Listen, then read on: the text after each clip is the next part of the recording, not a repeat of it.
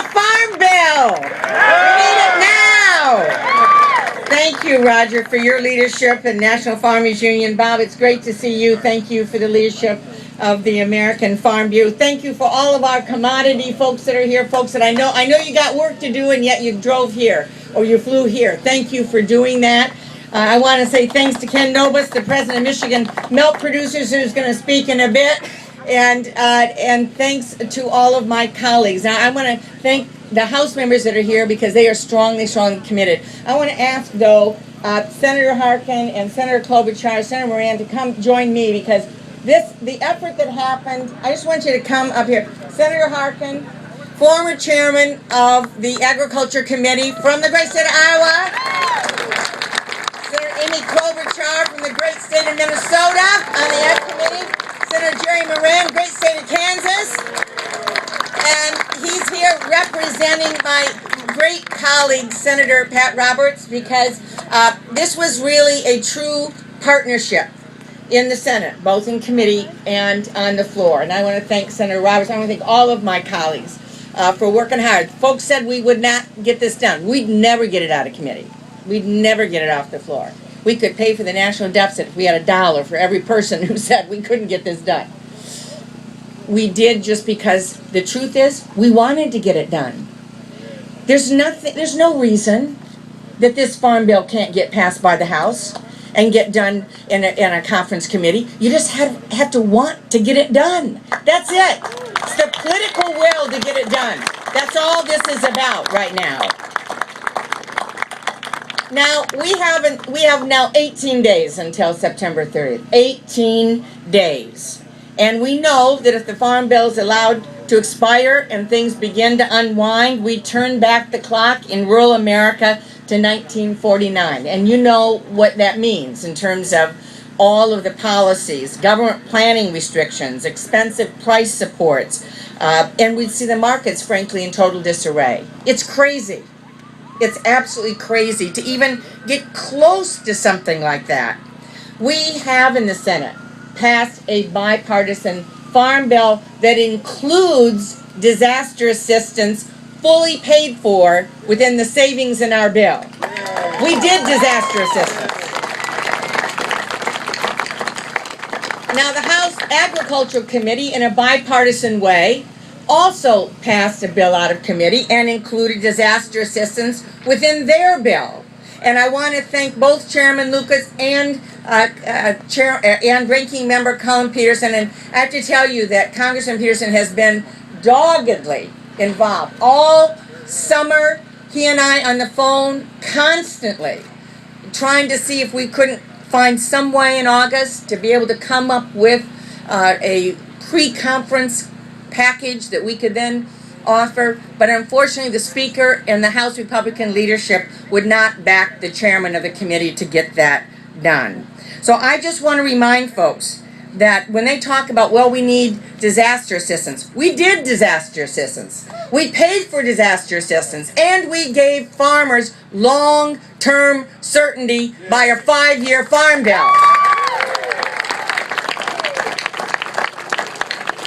I'm proud that in our bill we have a permanent livestock disaster assistance program. In our bill, we have help for those, certainly in my state, my cherry growers and others who don't have access to crop insurance right now, but had a loss, warmed up, then it froze, we lost everything, and we helped them and all the fruit growers across the country in that situation in our farm bill that we passed in the Senate. We create new opportunities. We listened to farmers all across the country that said, we know we need reform, we know we need change, but give us crop insurance, strengthen crop insurance. And we did that, and we created a way to expand it for all commodities across the country. That's in the farm bill. A new dairy program that makes sure that farmers don't go bankrupt. When folks say to me, how about a 1-year extension? I say, you know what? A 1-year extension is a disaster waiting to happen for dairy. We're not going to do it. We're not going to do that kind of a long-term extension. And we also know that because we have over the years strengthened conservation, And I want to thank Senator Harkin for being such a champion over the years on conservation. As bad as it's gotten in the droughts, and it's been horrible, and we know what folks are going through. It's been horrible. We didn't see another dust bowl. We didn't see, the soil was staying on the ground. Why? Because we've had a commitment to conservation in this country that's made a difference. And we strengthen that in this Farm Bill. So, my message is very simple. We passed a bill on a strong bipartisan vote on June 21st. I wanted to make sure that we gave the House enough time for the committee to be able to get their bill out, and for the House to be able to get their bill done so that we could bring this together and work out the differences in August. There was no excuse for not having that be the case. Certainly the committee and the House did their work. We know that without a 5-year farm bill that we are in a situation where we jeopardize the families in this country from having the safest, most affordable food system in the world. That's what farmers and ranchers do for us.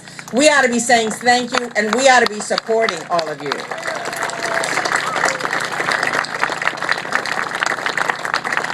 There is work to be done, and everybody says, well, there's only 8 days. Only 8 days. If you pass the Senate farm bill, you could do it in a day, actually. And if you pass the House bill, you could do it in 2 days. We don't need 8 days. We don't need 8 days. Just give us a couple. I have complete confidence in the House leadership on the Agriculture Committee to get this through. We don't need 8 days. You give us a couple days or maybe an all-nighter, we'll bring in the pizza and the coffee, keep them going. We can get this thing done. The only thing on the House agenda right now is the continuing resolution, which they're going to pass this week. What about next week? What about the week after that? The reality is there's work to be done, and you can't put it off to another day. And frankly, nobody knows that better than all of you who are farmers and ranchers and all the people that you represent. Right now, farmers are starting to harvest the corn crop, the earliest crop in 25 years because of the drought. You guys know that when it's time to do it, you can't say, well, we'll kick the can down the road, we'll wait, and we'll do it next week or the week after. You got to do the job when the job is right in front of you. And that's what you expect us to do. This is not rocket science. This is not. We are poised to get this done. Even if the House does it as the last thing they do on the way out of town. We can work the differences in October, come back in November, and get the final bill. This is not rocket science. You are here, and I thank you for that, because I know many of you have traveled long distances. I thank my friends from Michigan that are here. The reality is this. It's all about whether or not you'll want to do it. Yeah. Americans want us to work together. They leave the partisanship at the door. Just take a couple days. Work together. Get it done for rural America. Get it done for farm country. We need a farm bill now.